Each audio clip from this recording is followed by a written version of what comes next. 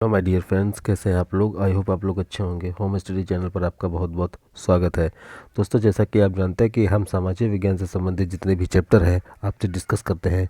आज मैं आपके लिए लेकर आया हूं अगला चैप्टर, फ्रांसीसी क्रांति का कारण तथा परिणाम। इसमें हम महत्वपूर्ण घटनाएँ तथा तिथियों के बारे में पढ़ेंगे। तो दोस्तों, बिना किसी देरी की हम शुरुआत करते हैं। हमारा पहला जो पॉइंट है वो है फ्रांसीसी क्रांति की जो शुरुआत हुई वो 1789 ईस्वी में हुई और राजा लुई 16वें के शासनकाल में हुई। ठीक है दोस्तों। इसके बाद जो हमारा अगला पॉइंट आता है वो है फ्रांसीसी क्रांति का जो मुख्य कारण जनता में व्याप्त आर्थिक असंतोष था। फिर इसके बाद जो हमारा अगला पॉइंट आता है वो है 14 जुलाई 1789 ईस्वी को बास्तील का पतन हुआ, जो निरंकुश शासन के पतन की पहली घटना थी। ठीक है दोस्तों, जो निरंकुश शासन के पतन की पहली घटना थी। उसके बाद आता है अगला पॉइंट, 26 अक्टूबर 1795 ईस्वी को फ्रांस के लिए एक गणतंत्र संविधान बनाकर नेशनल कन्वेंशन ने स्वयं को भंग कर दिया। नवीन संविधान के अनुसार फ्रांस में डायरेक्टरी की स्थापना की गई। फ्रांस में डायरेक्टरी की स्थापना की गई। अगला पॉइंट आता है डायरेक्टरी के शासनकाल 1795 में नेपोलियन का उत्थान हुआ। उसके बाद जो आता है नेपोलियन महान सुधारक तथा आधुनिक फ्रांस का निर्माता था। 1804 ईस्वी में वह फ्रांस का सम्राट बना। 5 मई 1821 ईस्वी को नेपोलियन की मृत्यु हो गई। अगर बोला जाए नेपोलियन की मृत्यु कब हुई तो 5 मई 1821 ईस्वी को नेपोलियन की मृत्यु हुई। उसके बाद जो आता है अगला पॉइंट, हमारा जो अगला पॉइंट है वो है 14 जुलाई, यानी 14 जुलाई का दिन प्रतिवर्ष फ्रांस में राष्ट्रीय पर्व के रूप में मनाया जाता है। अगर बोला जाए कि 14 जुलाई का दिन किस रूप में मनाया जाता है तो फ्रांस के राष्ट्रीय पर्व के रूप में मनाया जाता है। अगला जो पॉइंट है, फ्रांस की क्रांति के परिणाम स्वरूप विश्व में स्वतंत्रता, समानता, बंधुत्व की भावना विकसित हुई। अगला पॉइंट है फ्रांस में 1848 ईस्वी में द्वितीय गणतंत्र की स्थापना हुई। द्वितीय गणतंत्र की स्थापना हुई। फ्रांस में 1848 ईस्वी में द्वितीय गणतंत्र की स्थापना हुई। तो दोस्तों, ये तो रहे हमारे आज के महत्वपूर्ण घटनाएं तथा तिथियां। अब हम आगे की ओर बढ़ते हैं और पहला देखेंगे बहुविकल्पी प्रश्न। बहुविकल्पी प्रश्न में हमारा जो पहला दे रखा है वो है फ्रांस की प्राचीन संसद का नाम बताइए। फ्रांस की प्राचीन संसद का नाम बताइए। तो पहला ऑप्शन डायट, राष्ट्रीय सभा, स्टेट्स जनरल या डायरेक्टरी। तो दोस्तों, आपको ये पता होना चाहिए स्टेट्स जनरल इसका आंसर होगा। फ्रांस की संसद का जो नाम हो जाएगा वो स्टेट्स जनरल, स्टेट्स जनरल। ठीक है दोस्तों, आगे की ओर बढ़ते हैं। जो हमारा अगला दे रखा है, अगला हमारा दे रखा है वो है 1789 ईस्वी में क्रांति के समय फ्रांस का शासक कौन था। 1789 ईस्वी में क्रांति के समय जो फ्रांस का शासक था वो कौन था। तो ऑप्शन दे रखा चार्ल्स प्रथम, लुई फिलिप, लुई 16वां और लुई 18वां। तो आपको दोस्तों अभी मैंने बताया था कि उस समय जो था वो लुई 16वां इसका शासक था। तो क्या हो जाएगा इसका आंसर, लुई 16वां। अगले प्रश्न की ओर बढ़ते हैं। अगला प्रश्न है भारत के किस भूभाग पर फ्रांसीसी उपनिवेश स्थापित हुआ। भारत के किस भूभाग पर फ्रांसीसी उपनिवेश स्थापित हुआ। जो पहला हमारा ऑप्शन दे रखा है वो है कालीकट, चिंसुरा, चंद्रनगर या मुंबई। ठीक है दोस्तों, तो इसका आंसर बताइए आप। तो इसका आंसर हो जाएगा दोस्तों चंद्रनगर। इसका आंसर हो जाएगा चंद्रनगर। भारत के किस भूभाग पर फ्रांसीसी उपनिवेश स्थापित किया गया, तो इसका आंसर हो जाएगा दोस्तों चंद्रनगर। अगले प्रश्न की ओर बढ़ते हैं। फ्रांसीसी क्रांति कब आरंभ हुई। 1889, 1869, 1789, 1769। तो दोस्तों इसका आंसर हो जाएगा 1789। फ्रांसीसी क्रांति जो हुई 1789 ईस्वी में प्रारंभ हो गई। उसके बाद जो हमारा अगला प्रश्न आता है वो आता है, यह किसने लिखा था। व्यक्ति स्वतंत्र पैदा हुआ है किंतु वह सर्वत्र जंजीरों में जकड़ा हुआ है। स्वतंत्र पैदा हुआ है किंतु वह सर्वत्र जंजीरों में जकड़ा हुआ है। तो ये किसका कथन है दोस्तों, चर्चिल का, रूसो का, हिटलर का या नेपोलियन का। चर्चिल का या हिटलर का, रूसो का या नेपोलियन का। तो इसका आंसर क्या हो जाएगा दोस्तों? इसका आंसर हो जाएगा रूसो का। ठीक है दोस्तों, इसका आंसर हो जाएगा रूसो का।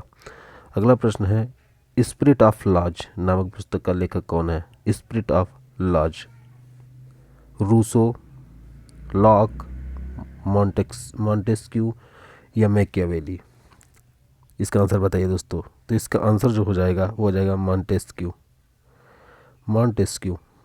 अगले प्रश्न की ओर बढ़ते हैं। हमारा जो अगला प्रश्न है वो है, बास्तील के दुर्ग का पतन कब हुआ? 12 जुलाई 1789, 14 जुलाई 1789, 19 जुलाई 1789, 24 जुलाई 1789? इसका आंसर फटाफट बताइए दोस्तों। तो बास्तील के दुर्ग का पतन कब हुआ? तो इसका आंसर हो जाएगा दोस्तों बा ऑप्शन इसका सही हो जाएगा, 14 जुलाई 1789 ईस्वी को। 14 जुलाई 1789 ईस्वी को। अगला है, 1789 की फ्रांसीसी क्रांति ने अंत किया था। किसका किया था? पूंजीवाद, सामंतवाद, समाजवाद या किसान के विद्रोह का? बताइए दोस्तों इसका आंसर।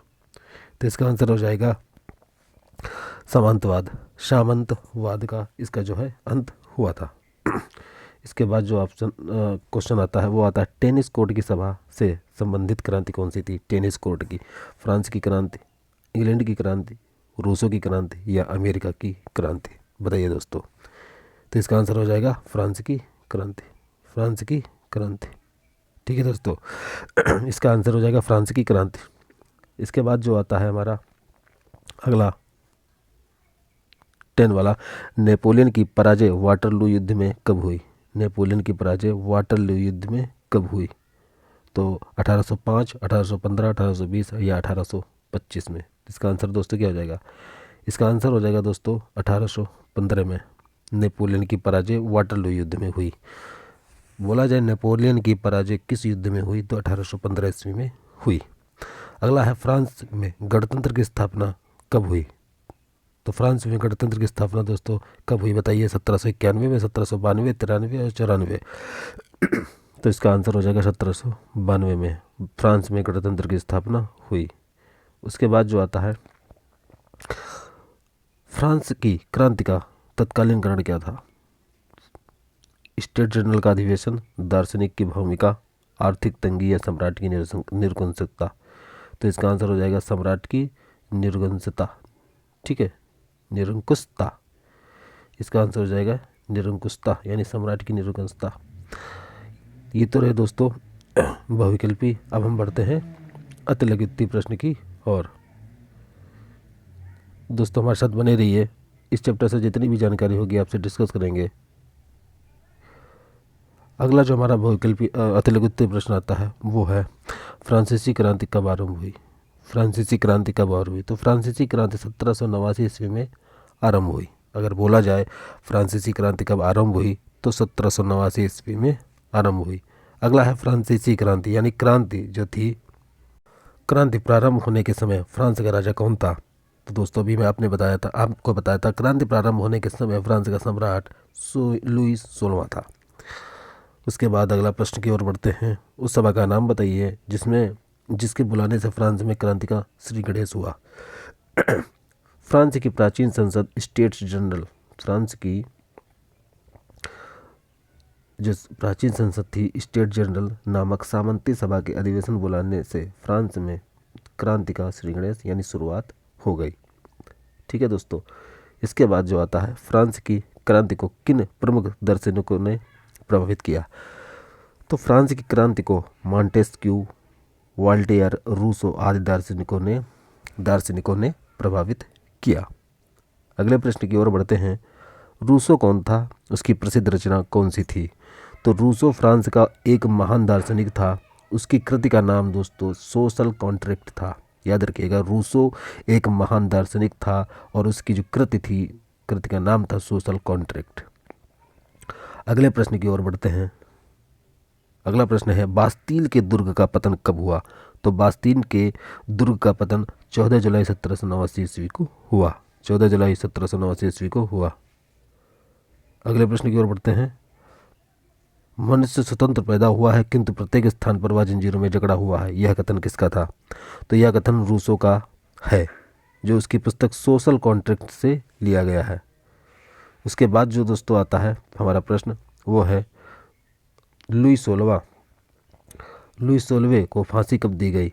तो फ्रांस के सम्राट लुई 16वें को 21 जनवरी 1793 ईस्वी को फांसी दी गई।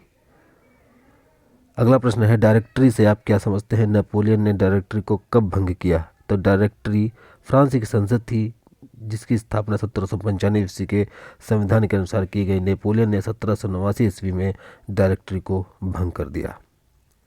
ठीक है दोस्तों। उसके बाद अगला जो हमारा अतुलगित प्रश्न आता है वो है नेपोलियन बोनापार्ट की अंतिम पराजय कब तथा कहाँ हुई? तो नेपोलियन बोनापार्ट की अंतिम पराजय 1815 ईस्वी में वाटरलू युद्ध के दौरान हुई। नेपोलियन बोनापार्ट की जो पराजय हुई वो अंतिम पराजय 1815 ईस्वी में वाटरलू युद्ध के दौरान हुई। उसके बाद दोस्तों जो आता है नेपोलियन ने रूसों को कब पराजित किया? तो नेपोलियन ने रूसों को 1807 ईस्वी में पराजित किया। 1807 ईस्वी में पराजित किया। उसके बाद जो हमारा अगला प्रश्न आता है वो नेपोलियन फ्रांस का सम्राट कब बना? तो नेपोलियन फ्रांस का सम्राट 1804 ईस्वी में बना। 1804 ईस्वी में बना। अगले प्रश्न की ओर बढ़ते हैं। नेपोलियन की मृत्यु कब हुई? तो नेपोलियन की मृत्यु 5 मई 1821 ईस्वी को सेंट हेलेना द्वीप में हुई। 5 मई 1821 ईस्वी को सेंट हेलेना द्वीप में हुई। इसके बाद दोस्तों बढ़ते हैं अगले प्रश्न की ओर। हमारा जो अगला प्रश्न है फ्रांस में लिखित संविधान कब बनकर तैयार हुआ? तो फ्रांस में प्रथम लिखित संविधान 1721 ईस्वी में तैयार किया गया। 1791 याद रखिएगा दोस्तों, 1791 ईस्वी में बनकर तैयार हुआ। 1791 में। अगला हमारा क्वेश्चन है 1789 ईस्वी की फ्रांस की क्रांति के एक सामाजिक तथा आर्थिक कारण का उल्लेख कीजिए। तो फ्रांस की 1789 ईस्वी की क्रांति का सामाजिक कारण जो था कृषकों तथा मजदूरों की दयनीय स्थिति, आर्थिक कारण जो था महंगाई तथा जनता की निर्धनता। अगला प्रश्न है फ्रांस की क्रांति के 2 परिणाम बताइए। तो फ्रांस की क्रांति के 2 परिणाम, पहला तो दोस्तों निरंकुश राजतंत्र की समाप्ति और उसके बाद है फ्रांस को प्रथम लिखित संविधान की प्राप्ति हुई है। फ्रांस को प्रथम लिखित संविधान की क्या हुई है? प्राप्ति हुई है। तो दोस्तों ये तो रहे हमारे आज का चैप्टर फ्रांसीसी क्रांति कारण तथा परिणाम। अगर दोस्तों हमारी ये वीडियो पसंद आया हो तो मेरी वीडियो को प्लीज़ लाइक करें, शेयर करें और होम स्टडी चैनल को सब्सक्राइब करना ना भूलें और बेल आइकन को भी प्रेस कीजिएगा ताकि आने वाली जितनी भी वीडियोज़ की नोटिफिकेशन आपको बराबर पहुँचती रहे। दोस्तों मिलेंगे नेक्स्ट वीडियो में, तब तक के लिए जय हिंद, जय भारत।